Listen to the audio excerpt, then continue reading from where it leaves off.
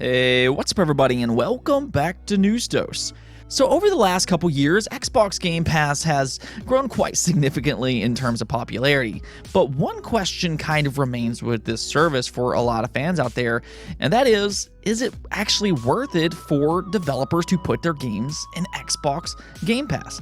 And well, it looks like yet another big AAA game is having success in Xbox Game Pass, so we will go over all of that today.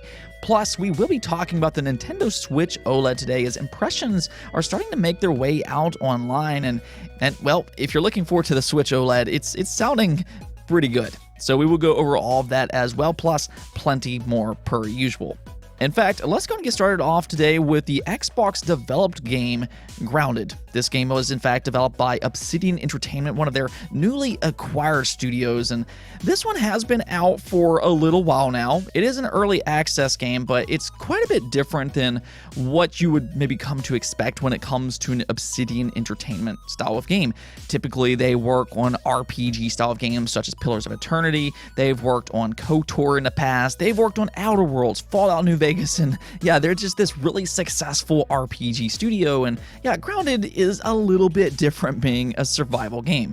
But the thing about this game in particular is, for one, it's actually had quite a bit of success since it first launched. It's actually pretty good for what it is. And well, it's also, yes, an early access game. They are still developing it, and well, a new big update will be coming out in the month of October.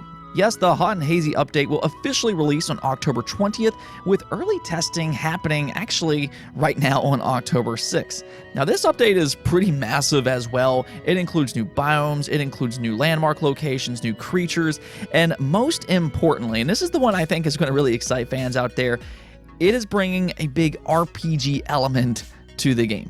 Yeah, you're now going to have player stats to where you can build the character that you want. You're going to be able to upgrade weapons. You're going to be able to upgrade armor. There's going to be different styles of armor, and Grounded is turning into a legitimate RPG. I mean, that's kind of the thing, though. Grounded was already a good survival game, but with Obsidian tapping into their RPG expertise here, this game can really take the next step into being something truly special on the market.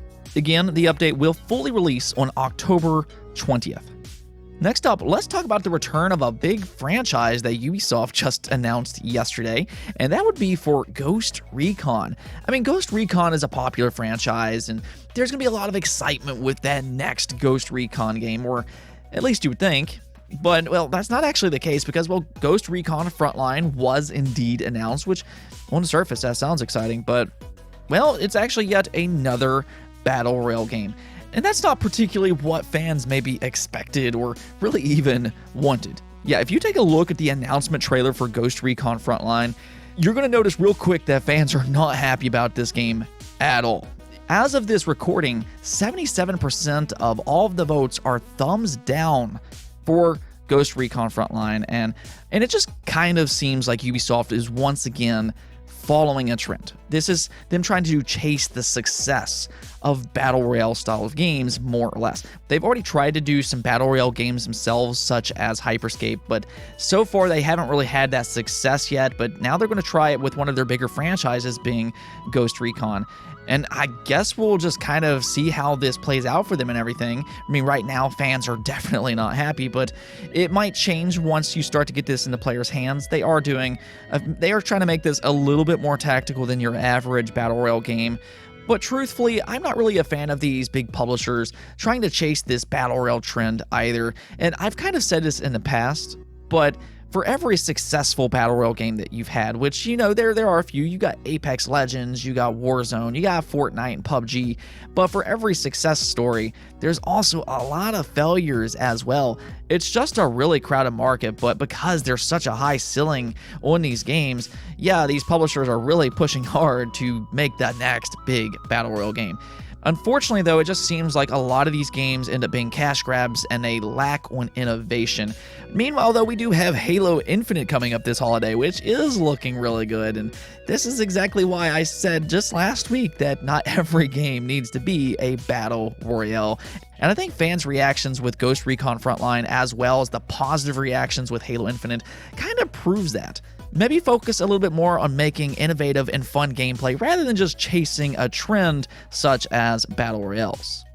Now, speaking of an Xbox-related game, let's go and talk about Xbox Game Pass, because it looks like yet another big AAA game is having success by putting their game into Xbox Game Pass, and that is Marvel's Avengers. Marvel's Avengers did come to Xbox Game Pass on September 30th, and well, the thing about Marvel's Avengers is this is a game that has kind of struggled since it released last year. I actually jokingly said in the past that it almost seems like every single time I talk about Marvel's Avengers, it's bad news. It just had a rough launch, but they have kind of tried to work on this game since to make it better. They've added quite a bit of content, and they fixed a lot of the bugs that they were having issues with last year.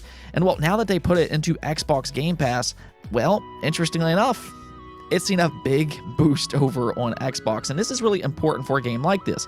Marvel's Avengers is a multiplayer game. Now, I know some fans out there would prefer this to be a single-player game, and I'm not going to disagree with that at all, but it is what it is. This is a multiplayer game, and they need a good player base, and Xbox Game Pass is giving them exactly that. This was pointed out by Benji Cells over on Twitter, which, by the way, is a great follow. I would definitely recommend following him. He does point out a lot of interesting things on his account over there. But yes, take a look over here what he had to say. Marvel's Avengers is in the top 10 most popular games on Game Pass and has risen into the top 15 most played games on Xbox overall in the United States since being added to Game Pass last week. Definitely looks like entering the service saw a huge boost in player counts. So there you have it. Yet another big AAA game is having success in Xbox Game Pass. We actually saw something very similar earlier this year with Outriders, which was yet another Square Enix game. And one thing that both of these games have in common is that they are multiplayer games. And that is something that Xbox Game Pass can really do. You have around 25 to 30 million subscribers already in Xbox Game Pass. And when a game comes like this to the service, yeah, a lot of people are going to try it out. And that's one of the things about the Avengers. I think a lot of people skipped out on this game because it didn't exactly review well. It was criticized quite a bit for all of the different bugs it had. But interestingly enough, if you start to look into the comments about this game now that it's entered Xbox Game Pass, a lot of fans are coming away actually pretty impressed with this game. A lot of people are saying, yeah, this game's actually pretty fun. And one thing you have to understand when it comes to a games as a service game is that they evolve over time. You take a look at something like Sea of Thieves or Rainbow Six Siege. These are two games that were pretty criticized when they first released. And then you kind of fast forward a couple years, and then all of a sudden, these are not just good games, but they are great games. I mean, Rainbow Six Siege is one of the most popular competitive shooters on the market. And then you have Sea of Thieves, which just continuously evolves, and really nothing on the market is quite like Sea of Thieves. But yeah, a lot of fans really like these games now that they've kind of evolved throughout time. And that's something that the Avengers can really do as well, as they add more and more content to it. They did just add that big Black Panther expansion, and I know that they have a lot more planned for this game going in the future, so they still have time to turn the ship around when it comes to the Avengers. This could actually be a good game that evolves over time, and with more players giving it a try in Xbox Game Pass, we might start to see this game make that turnaround now. This is kind of one of the problems that Metacritic has, though, because yes, Metacritic has such a profound impact when it comes to the gaming industry. A lot of fans put a lot of faith into Metacritic, but you do have to understand certain aspects to it. A lot of people are kind of poking fun at the Avengers because, oh, well, it's this big game coming to Xbox Game Pass, but it reviewed terrible, so it must be a terrible game. But that's not actually how it works. Reviews are stagnant, but games like this, being a multiplayer-driven game that adds more content over time, they are not stagnant. So the reviews don't actually get updated alongside with it, so you just kind of keep that in mind when it comes to these style of games. So really, I'm not surprised at all when I hear all of these fans are actually enjoying the Avengers now that they've gotten to try it. And yeah, it looks like yet another game is having success thanks to Xbox Game Pass. And this is exactly why publishers like this service so much. Next up, let's go and talk about the Nintendo Switch OLED. When this thing first got announced, it was pretty criticized among fans because it didn't really have any improvements in terms of specs. It more or less just seems like they're improving its battery life as well as its screen. But is that actually enough to upgrade the Switch OLED? And I think this is going to vary person to person, which I'll get back into here in just a moment. But now critics are actually getting the Switch OLED in their hands themselves, and a lot of impressions and reviews are going out for this device.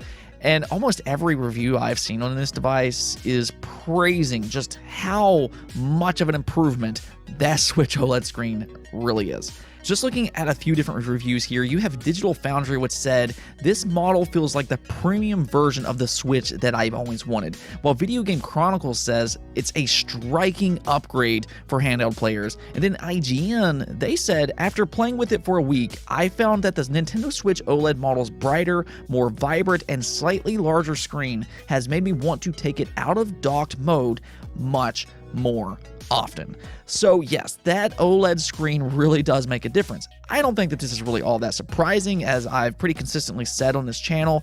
The PlayStation Vita really sold me on an OLED screen. If you compare the Vita OLED screen to the LCD version, it's a pretty big difference. And that's exactly why I bought two of the original Vitas as opposed to one of the newer ones, because it's just a better overall device. And I think you're going to see exactly that with the Switch OLED, especially if you play in handheld mode a lot.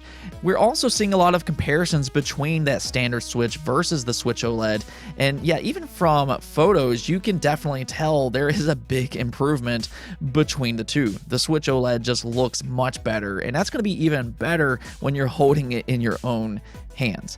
Now, one other thing that these reviews do pretty consistently point out is that the Switch OLED just feels like a more premium device. It does have a better kickstand, it does have a better screen. The audio is a little bit better, though. It doesn't seem like it's significantly better, but all of these things do make this feel like a more premium device.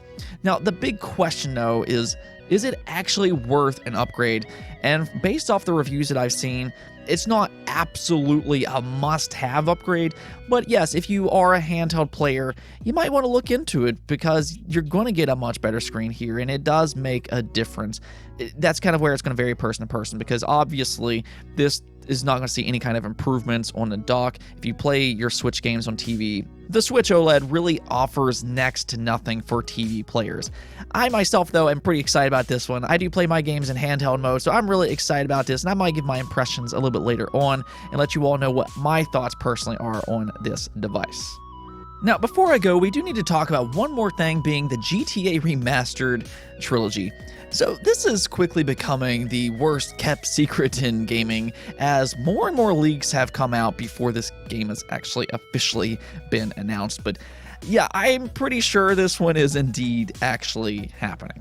So there's actually a few things that happened over the last 24 hours.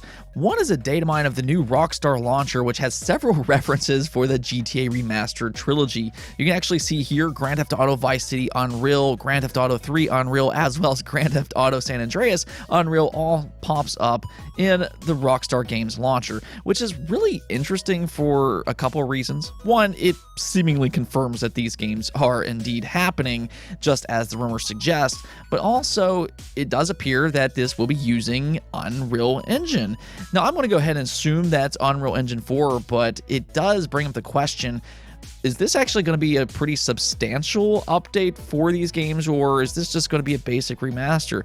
Because I think the assumption up to this point is that these were just going to be basic remasters, as this is a bundle, but with the Unreal inclusion here, you do have to wonder if it's going to be a little bit more substantial than just that. Now, the other thing that happened here is that also the logos for these games leaked out online as well. Yes, Grand Theft Auto 3, the Definitive Edition, GTA Vice City, the Definitive Edition, as well as San Andreas, the Definitive Edition logos, all leaked out online. So yeah, I'm pretty sure this is going to happen. I mean, I think it's when rather than if by this point. I do expect a pretty imminent announcement for these games. I mean, we've gotten some leaks from some pretty reputable sources out there. We've gotten a data mine from the Rockstar's launcher. We've got leaked logos. We've even gotten a rating over in Korea. So now all we really need is that official announcement. Let's go and take a look at the poll of the day, though. Yesterday, Nintendo did announce that Kingdom Hearts would finally be making its way over to the Nintendo Switch. And that is a pretty exciting announcement, but there was a catch to this because, unfortunately, these games will only be available as a cloud version, and this has left fans a little disappointed. So I thought I'd go and ask you all, how many of you all are actually willing to buy a cloud version of a game on the Nintendo Switch? And well, not too many of you are actually willing to do this, with only 12% of you as of this recording saying yes, while 79% of you said no. So that is a pretty striking difference right there, but I don't really think it's overly surprising. I don't think cloud games right now are necessarily ready for the mainstream market. I think that there's options out there that allows for cloud games to be played in a pretty good setting. You see that with things like Xbox Game Pass and even PlayStation Now, but those are subscription services, and you're not just necessarily buying an individual standalone cloud-based game. And because cloud-based gaming requires high-speed internet to work flawlessly, yeah, I can definitely understand why some fans would be a little hesitant on buying a cloud-based game. Now, I do understand when it comes to the Nintendo Switch, because some games are just not capable of running on a device like this, such as Control and Hitman 3. So I think it's a good option for fans who are willing to purchase games like this, but at the same time, I still understand why fans would maybe be hesitant on purchasing cloud-based games. There's also that concern with quote-unquote renting a game. I mean, digital games alone already has some skepticism among some fans out there, but with cloud-based gaming, that's a whole new beast.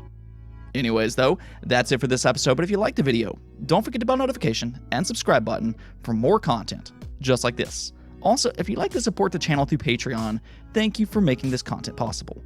Peace out.